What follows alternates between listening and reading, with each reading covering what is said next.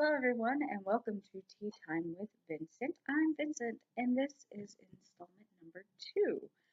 So, today I'm using the same cup I did yesterday um, and having Salada tea today. I don't know what hubby put in it, but it tastes good. And it's warm rather than piping hot this time because I was smart and I was like, I'm going to make this ahead of time. So, as I mentioned yesterday, today is basically about me. Um, it was requested that people wanted to hear a bit about my backstory. So that's what I'm going to do. I'm going to give you a little bit of backstory, and I'm probably going to do this over 3, maybe 4 videos. So I was born in Michigan, um, raised in Kentucky, however. My parents moved me and my sister, who's 12 years older than myself,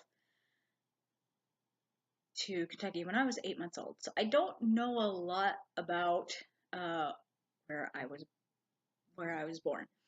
I know we lived in Lincoln Park, next to a lady that was a published author.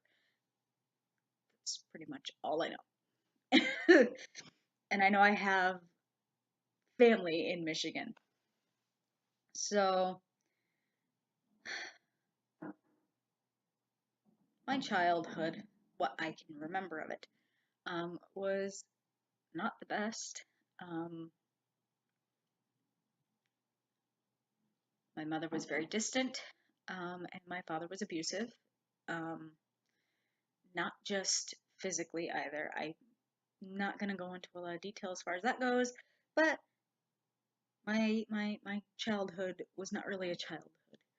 Um, we lived on a small farm, um, 13 acres of land.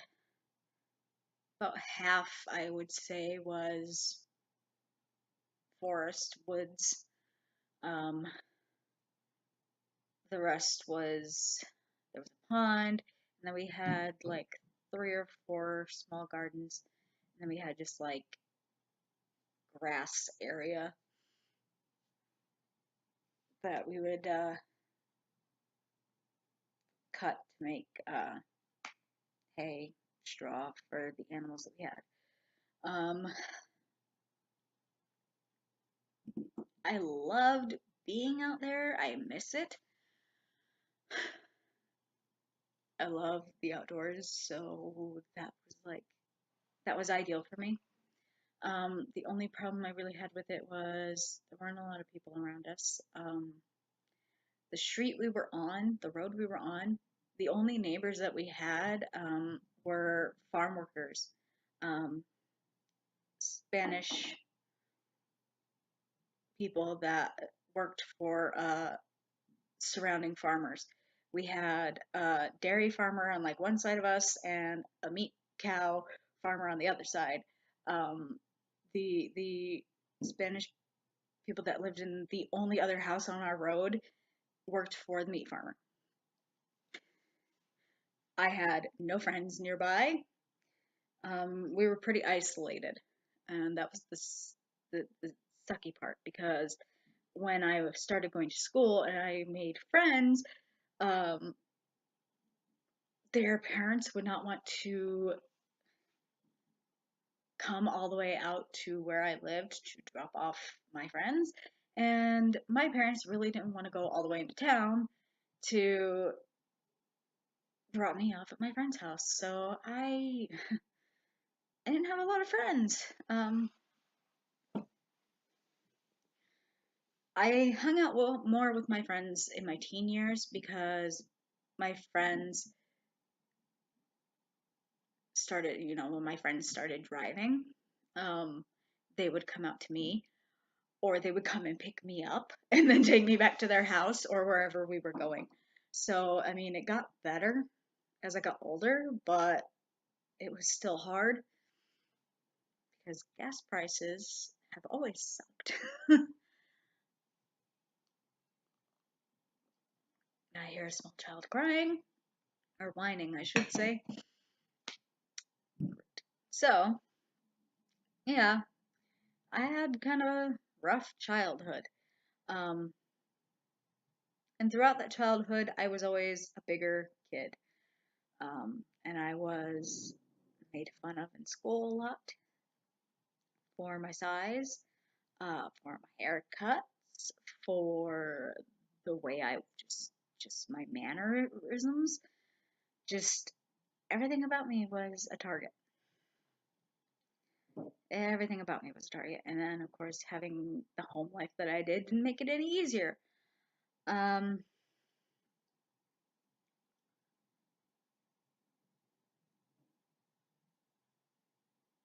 it was hard. And my dad especially did not make it easier because, as I said, he wasn't just physically abusive, he was verbally abusive. He told me all the time that I would amount to nothing, that I was useless, so on and so forth. I was a stupid. Just the list goes on, and the expletives go on and on and on.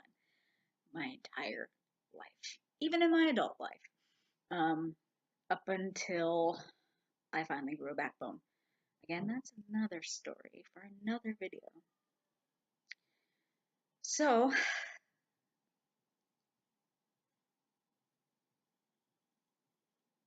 yeah, I've always been big. Um, and later on in life, I did start to care. I never really cared when I was little. I just thought people were just mean, you know? I always just thought people were mean. And I did everything I could not to let it get to me, the best I could anyway. And then it just got harder as time went on, up until a certain point. Because I'm transgender, I knew that I wasn't quote unquote normal, and I probably realized that at around 7. Um, but because I grew up in a very strict Catholic household, first of all, I didn't even know what gay was. I didn't know what lesbians were. I didn't know any of that. Like as far as lesbians were concerned, um,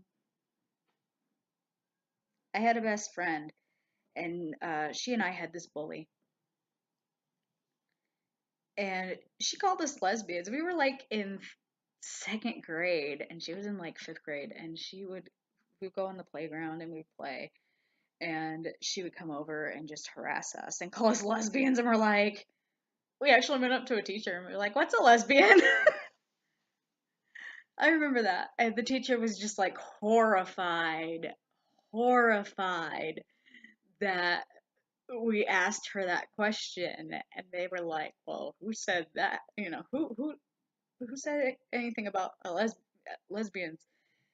And we're like, "Well, she did." We had no clue. We were just like, "What's a lesbian?" You know, it wasn't an insult to us because we had no idea what it was, and it's still not an insult. It's still not an insult. So, yeah, didn't know any of that existed until much later. I know. Husby, husby. Hubby tells me the child is awake. I know this. I could hear him. Anyway, so I had no way of describing what I was. And I had no one to really tell how I was feeling because we didn't talk about our feelings in my household. The household I grew up in, you didn't talk about your feelings. Feelings were not allowed. Like I said, my mother was very standoffish, um, and my dad was a big jerk. Let's put it that way. We'll just call him a big jerk instead of what I really want to call him.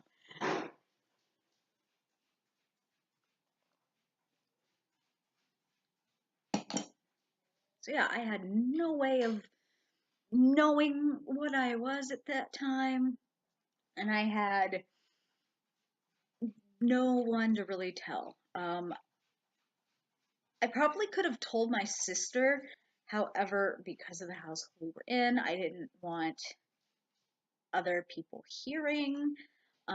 You know, it wasn't a safe place for me to say anything about how I was feeling. So when I got to high school, um, well, I'd say it was actually middle school, like the end of middle school, I thought I was lesbian. I thought I was a lesbian. When I realized what that was, and I thought, well, maybe I'm that. And then I discovered bisexuality, and then I was like, well, maybe I'm that. And none of it fit. So I'm like, what am I?